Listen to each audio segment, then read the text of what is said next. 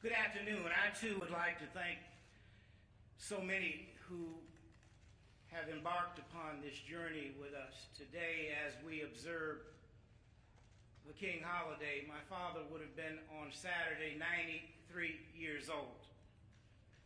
But first, let me thank Speaker Pelosi for her tireless commitment on behalf of Black and Brown Americans, as well as the Congressional Black Caucus Chair, Congresswoman Beatty, and also Congresswoman Terry Sewell from the state of Alabama, for constantly fighting for that which is right. And I want to thank every partner. Over 180 organizations have joined us, over 1,000 pastors. Every major labor union has joined in this quest for voting rights. But I want to thank every partner who made it today for the Peace Walk and all the organizers of the Peace Walk who understood the importance, not just of the day, but of this moment.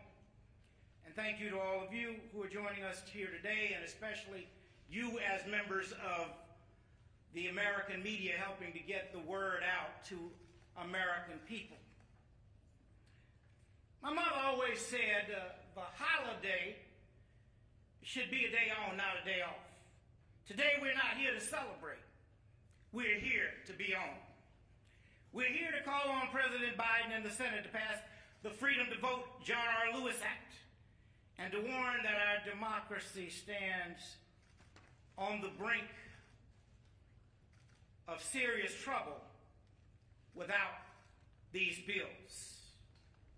Last week, the president said he's tired of being quiet about voting rights. Well, we're tired of being patient. Since January 6, 2021, when the insurrectionists attacked our capital, 19 legislatures have passed 34 laws clawing back voting rights for their citizens. States like my home state, where new laws, I should say of Georgia, are designed to confuse voters so they don't know where to go. They kick people off the voter rolls so they show up to vote and find out they're not registered. They close polling stations and limit voting hours so working parents and folks without access to transportation can't get there in time. These laws are being passed with knife-like precision to cut Black and brown voters out of the process. And they're exactly what the Voting Rights Act once protected against. That's just one state, but it's all over. Texas, Florida, Iowa, Arizona, the list goes on. More legislatures are gearing up to pass laws like these when they convene this year. And our Senate is letting them get away with it because of a little technicality called the filibuster. With the filibuster, a single senator can prevent a bill from coming up for debate just by sending an email. They can stop a bill from being debated, let alone voted on. This is why people say the Senate is broken, but it gets worse. The filibuster was used to stop civil rights legislation for 100 years after the Civil War. Now think about that. The history books tell you that after the Civil War, people who had been enslaved for 250 years were finally free. But that's not the truth. They had to fight for 100 more years before they could overcome the filibuster, just to have their right to vote protected. And now the filibuster is being weaponized again. The irony is that all these laws taking away our rights are being passed by a simple majority, while here in Washington, the effort to reinstate them has to get a super majority to pass. The good news is that we have the power to address the injustices. We can eliminate the filibuster with a simple majority and then pass this bill that every Democratic senator says they support. But as you've heard, a few people stand in the way. Not just Republicans, every one of them is taking an immoral position against voting rights. But that's not who I want to talk about today. I'm talking about two Democratic senators, Senator Joe Manchin and Senator Kristen Sinema, who say they support the bill, but refuse to eliminate the filibuster to pass it. They think the real problem isn't that our rights are being stolen. They think the real problem is a disease of division that can be cured with some optimism and conversation. Now, my father worked to bring people together in his time, but he was no Pollyanna.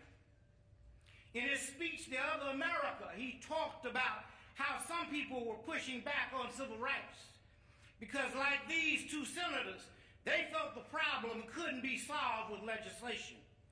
They told him he had to change hearts first, and he worked hard at that. After all, he was a Baptist preacher. But he knew that when someone is denying you of your fundamental rights, conversation and optimism won't get you very far. He said, although it may be true that morality can't be legislated, behavior can be regulated.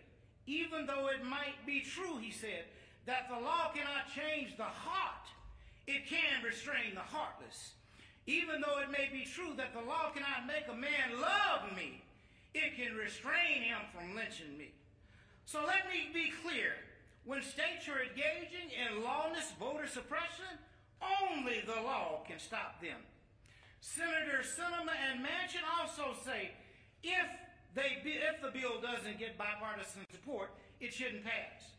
Well, the 14th Amendment, which granted citizenships to slaves in 1868, that didn't have bipartisan support. Should formerly enslaved people have been denied citizenship, Senator Sinema?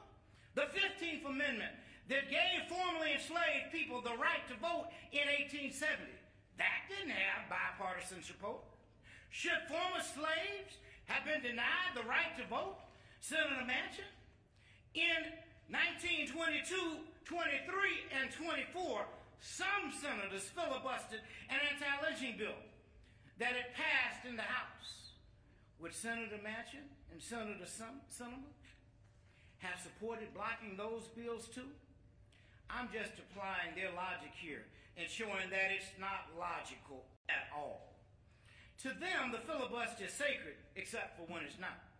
In 2010, Senator Sinema supported the idea of using reconciliation to get around the filibuster and pass health care reform.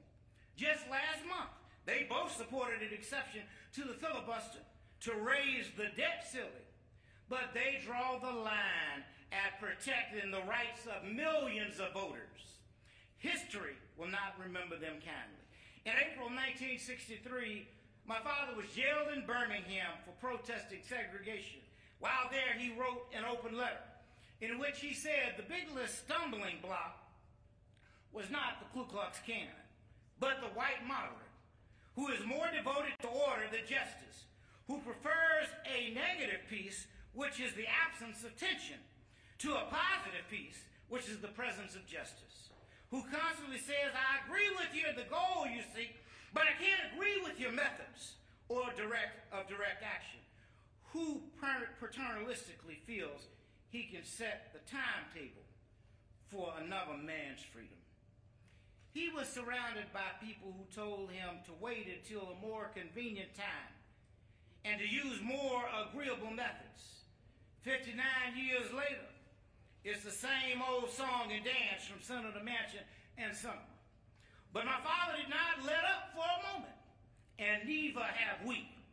More than 180 partners, over 1,000 faith leaders, and millions nationwide fought to make this vote possible. You're the reason President Biden spoke out last week and is swinging for the fences. You're the reason Speaker Pelosi has brought about powerful legislation and every procedural solution possible to protect black and brown Americans. You are the reason Leader Schumer set a deadline and is bringing the bill to a vote tomorrow. Organizing works, protesting works, and we cannot let up now. So no matter what happens tomorrow, we must keep the pressure on and say no more empty words. Don't tell us what you believe in. Show us with your votes. History will be watching what happens tomorrow. Black and brown Americans will be watching what happens tomorrow. In 50 years, students will read about what happens tomorrow and know whether our leaders had the integrity to do the right thing. Mr. President, Senator Manchin, Senator Sinema, members of the Senate, pass the Freedom to Vote John R. Lewis Act now. If you can deliver an infrastructure bill for bridges, you can deliver voting rights for Americans. If you do not, there is no bridge in this nation that can hold the weight of that failure.